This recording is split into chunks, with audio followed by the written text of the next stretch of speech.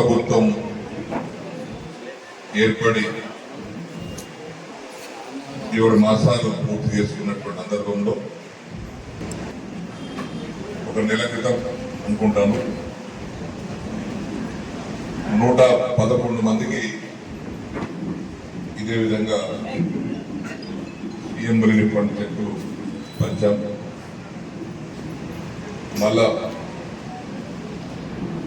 మిగిలినటువంటి కూడా ఈరోజు 184 మందికి దాదాపు అంది కలుపుకుంటే 60-70 లక్షల రూపాయలు ఉంటుంది.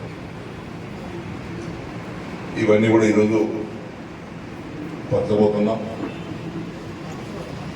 ఇటు పంపిణీ కార్యక్రమంలో నాతో పాటు పాల్గొన్నటువంటి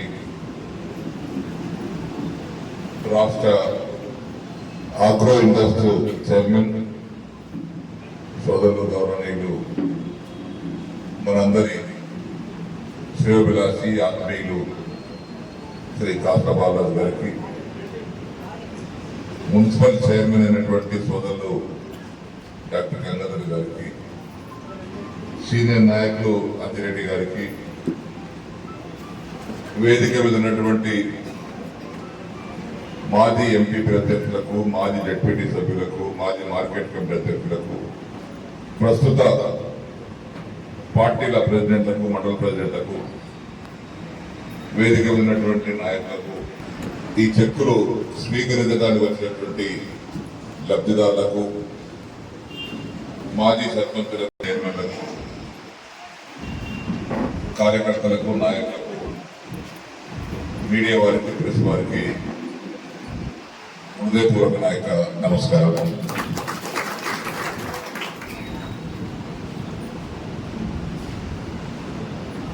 ఇదివరకు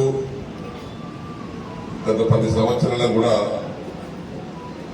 సీఎం రిలీఫ్ ఫండ్ చెక్కులు పంచుతూ వస్తా ఉన్నాం. కానీ ఒకేసారి 184 చెక్కులు వంచడం ఇది మొదటిసారి. గౌరవ ముఖ్యమంత్రి రేవంత్ రెడ్డి గారి యొక్క ఆదేశాలతోటే ఈ చెక్కులు తయారైంది.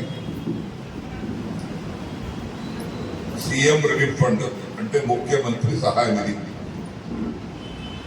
ముఖ్యమంత్రి సహాయ నిధి అంటే ముఖ్యమంత్రి గారి అనుమతి లేకుండా ఈ చెక్కులు తయారు కావు. ముఖ్యమంత్రి గారికి తెలవకుండా ఈ డబ్బులు విడుదల కావు. కాబట్టి ఎంత ఆర్థిక పరిస్థితి కొత్త ప్రభుత్వం వచ్చిన తర్వాత కొంత ఇబ్బందులు ఉంటాయి అందరికీ.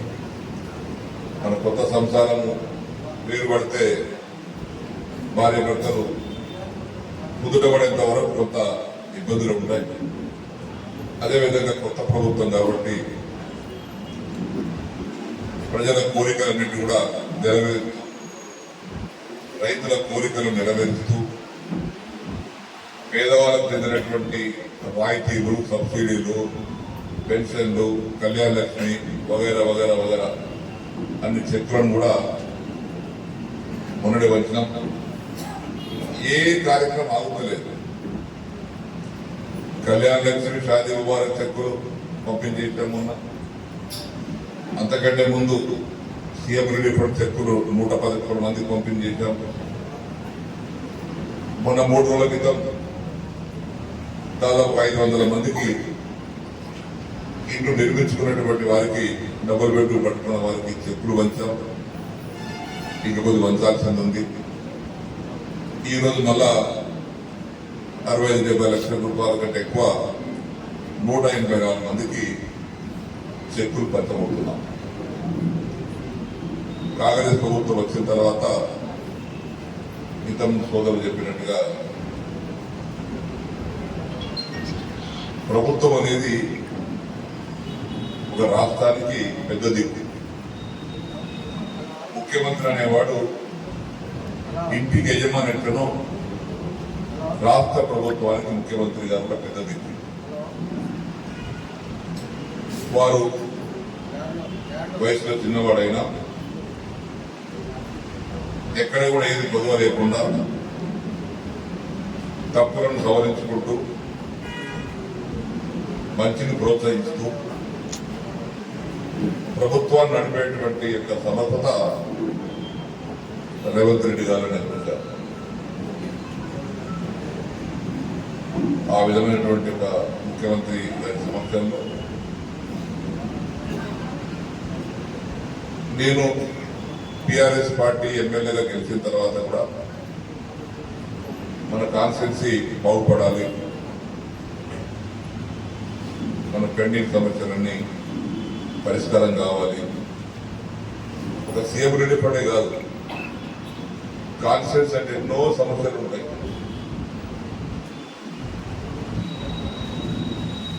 రెండు మూడు రోజులలో ఒక స్కీమ్ వచ్చింది.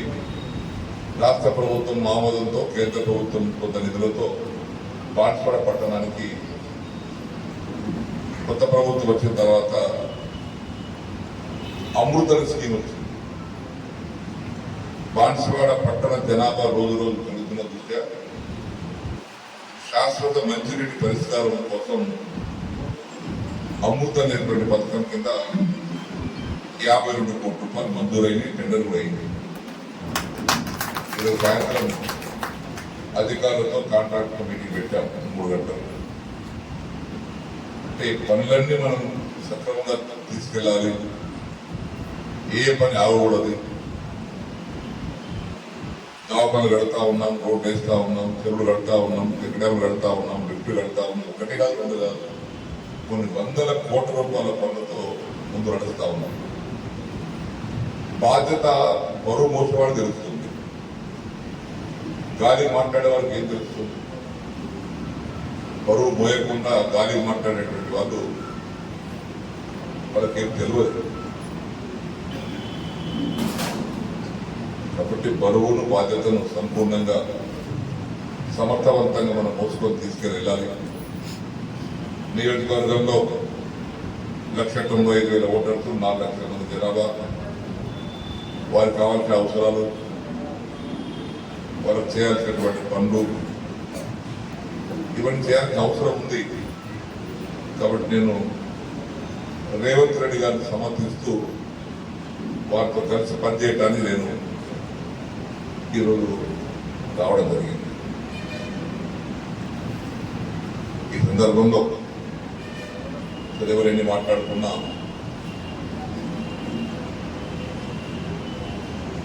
ముఖ్యమంత్రి గారితో, అక్కడ ఉన్నటువంటి మంత్రివర్గంతో అంతా నాకంటే చిన్న వయసు వాడే. అసెంబ్లీలో 76 సంవత్సరాలు ఉన్నటువంటి వ్యక్తి నేనే, అందరు నాకంటే చిన్నోళ్ళే. ఈవెన్ కేసీఆర్ కూడా నాకంటే 5 ఏళ్ళు చిన్న, 6 ఏళ్ళు చిన్నోళ్ళు. నా తర్వాత ఆయనదే, మిగతా ఇంకా చిన్నోళ్ళు. శాసనసభలో సీనియర్ ఎక్కువసార్లు కలిసినటువంటి దాంట్లో కేసీఆర్ తర్వాత నేనే. మీ అందరి దయ వల్ల కాబట్టి అందరి మంత్రులు నాకంటే వయసు రీత్యా చిన్నవారైనా వారందరి సహకారంతో కార్యక్రమాలను మనం ముందుకు తీసుకెళ్తా ఉన్నాం.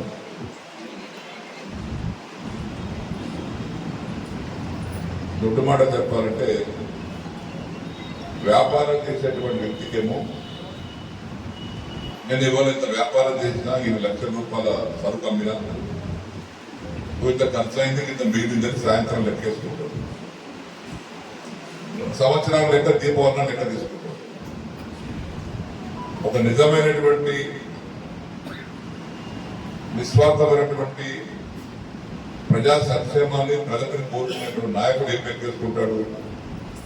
నా కాన్ఫరెన్స్ ఎంతమంది సాయం చేసినా, ఏ ఊరికి సాయం చేసినా, ఏ విధంగా పనులు చేసినా, నా వల్ల ఎంతమందికి న్యాయం జరిగింది అనేది ఒక నాయకుడు, ప్రజానాయకుడు లెక్కలేసుకుంటుంటాడు. అదే లెక్కలు మేము రోజు చేసుకుంటుంటాం. సంపాదన కోసం కాదు, సంపాదించాలంటే చాలా దారుణం. ప్రజల కోసం ఏం చేస్తున్నాం అనేది చాలా ముఖ్యం. నియోజకవర్గానికి ఏం జరుగుతుందనేది ముఖ్యం. ప్రజల యొక్క కోరికలు నెరవేరటంలో ఏ విధంగా నెరవేరాలనే ఆలోచనతో ముందుకెళ్ళాలి తప్పితే నేను ఈ పని చేస్తే నాకు ఏం వస్తుందని ఆలోచనతో ముందుకెళ్తే ఏం ఫలితం రాదు. అది వ్యాపారం చూసుకుంటాడు, వ్యాపారం చేసేవాడు చూసుకుంటాడు. నేను ఈ రోజు వచ్చి 10 టన్నుల తీరా మీద నాకు ఎంత మిగిలిందని చూసుకుంటాడు. ఒక 1000 బస్తాల సిమెంట్ అమ్మిన నాకు ఏం మిగిలిందని చూసుకుంటాడు.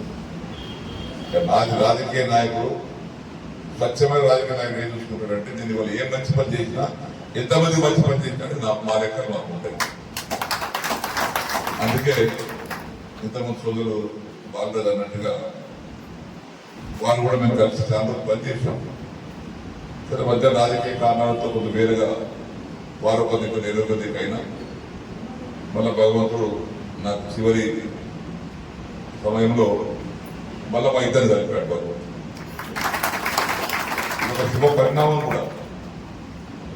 ఎందుకంటే ఆత్మీయతతో కలవడం వేరు, మొక్కుబడి కలవడం వేరు.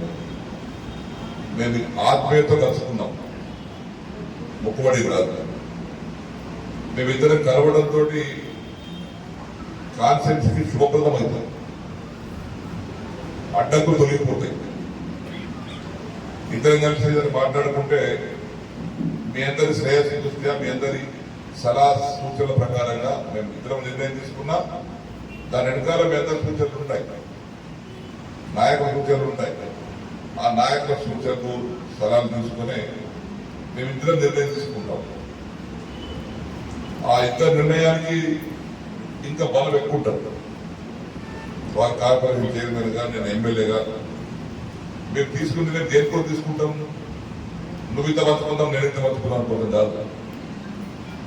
ప్రజల కోసం ఏం చేద్దామనే నిర్ణయం తీసుకుంటాం. కాన్స్టిట్యూన్సీ ప్రగతి కోసం ఇంకేం తక్కువ నిర్ణయం తీసుకుంటాం. ఇంకా పెండింగ్ ఏమున్నాయని నిర్ణయం తీసుకుంటాం. అదే ఆలోచనతో ఇద్దరు కలిసి వాళ్ళు చేస్తాం. కాబట్టి ఈ అవార్డు సవార్లు మాట్లాడేవారు కొద్ది రోజులు మాట్లాడతారు, ఇక మాట్లాడే లాభం లేదు. ఇద్దరి బంధం బలపడ్డది. మేమేదో అనుకున్నాం కానీ ఒకరి దగ్గర మాట్లాడుకుంటే రైతు అనుకున్నాం కానీ ఇద్దరి బంధం చాలా బలపడ్డది. కాబట్టి ఇక మేము ఏం చెయ్యలేమని తోక దాడిచి తప్పుకుంటారు. జరిగేది అదే. దానికోసం మనం చింతించాల్సిన అవసరం లేదు, ఎవరిని మనం విమర్శించాల్సిన అవసరం లేదు. వాళ్ళే చూస్తున్నారు వీరిద్దరు బలం విడిపోతారేమో, మళ్ళీ మా మధ్య మేము తిరగచ్చేమో అని కళలు అంటున్నారు. కళలు కనేది కళలే కనండి, కళలు అనుకుంటూ కూర్చోండి. మేము చేసే పని మంచి పనులు మేము ప్రజల కోసం చేసుకుంటూ పోతాం. మీ అందరి ఆశీర్వాదంతో, ఆ భగవంతుని ఆశీర్వాదంతో, మీ అందరి సహకారంతో మంచి కార్యక్రమాలను కూడా తీసుకుంటూ ముందుకెళ్తాం.